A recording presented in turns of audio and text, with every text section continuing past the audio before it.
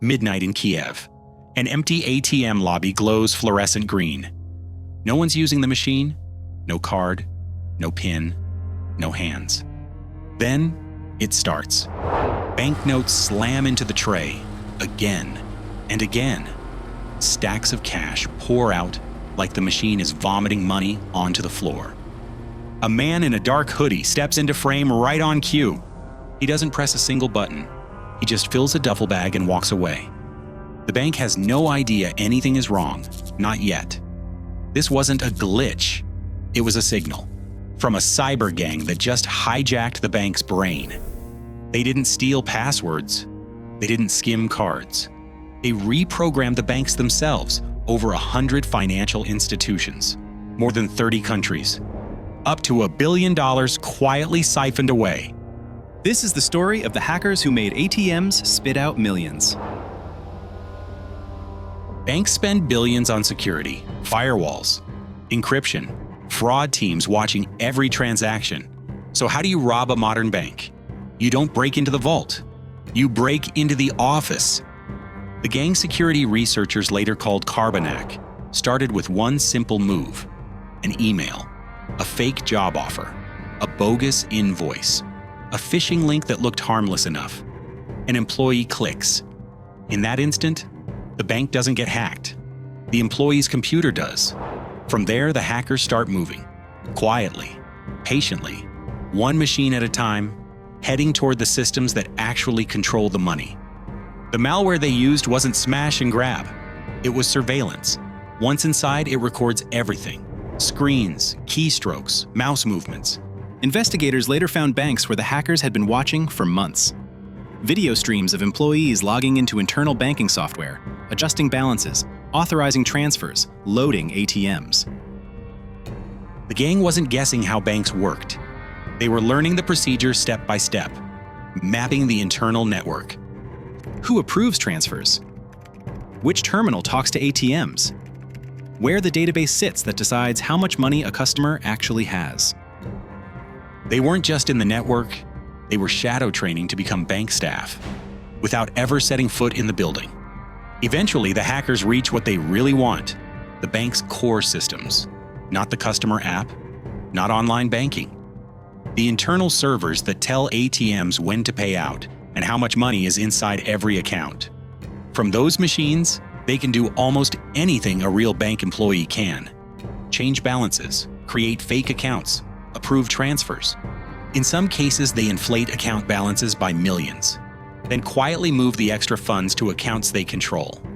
In others, they connect directly to ATM control systems. They now have the ability to send a single instruction to a specific machine. At 2:17 a.m., dispense exactly $40,000 and don't ask for a card.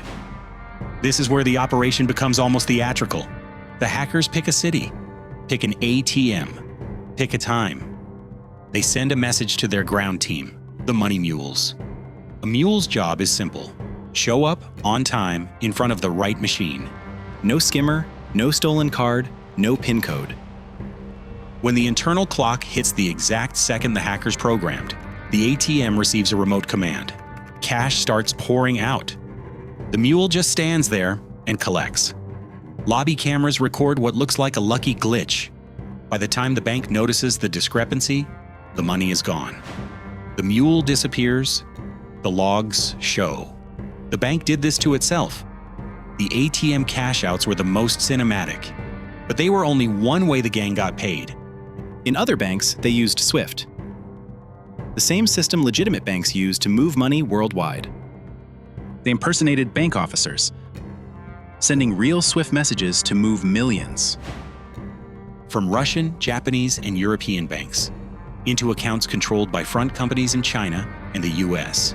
In some cases, they didn't touch the transaction system at all. They edited database entries instead. They would quietly increase a balance from $500 to $10,500, then have mules withdraw the extra $10,000. On paper, the money never existed. In reality, it had already walked out the door. Security researchers eventually give the gang a name: Carbanak. From 2013 onward, their attacks hit more than 100 banks and financial institutions. across at least 30 countries. Each robbery took months to prepare. The average haul? Up to $10 million per bank. In total, investigators estimate losses from $300 million to over $1 billion. Russia, Ukraine, Germany, China, Japan, the US, Eastern Europe, Asia. The same pattern repeats: quiet infections, meticulous observation, surgical cash-outs. The first sign something is wrong don't look like a hack. They look like accounting errors, unexplained losses, ATMs that dispense too much. Then investigators replay camera footage and see something they can't explain: machines emptying themselves to customers who never even touched the keypad. Forensic teams dig into transaction logs. They find SWIFT messages no one remembers sending. Then they find the malware. Deep inside the network, sitting on machines that staff use every day. Recorded videos of employees' screens, key log files, remote access tools hiding as legitimate software. Suddenly, every system the bank trusted starts to look like a weapon turned against them. Once banks realize they're not dealing with petty fraud, they call in law enforcement, Europol, Interpol, the FBI, cybercrime units from Spain, Ukraine, Russia, and beyond. Investigators trace command and control servers, follow money mules, and watch cryptocurrency wallets, where stolen funds are being laundered. In 2018, Spanish police quietly move on a target, living in a modest apartment in Alicante.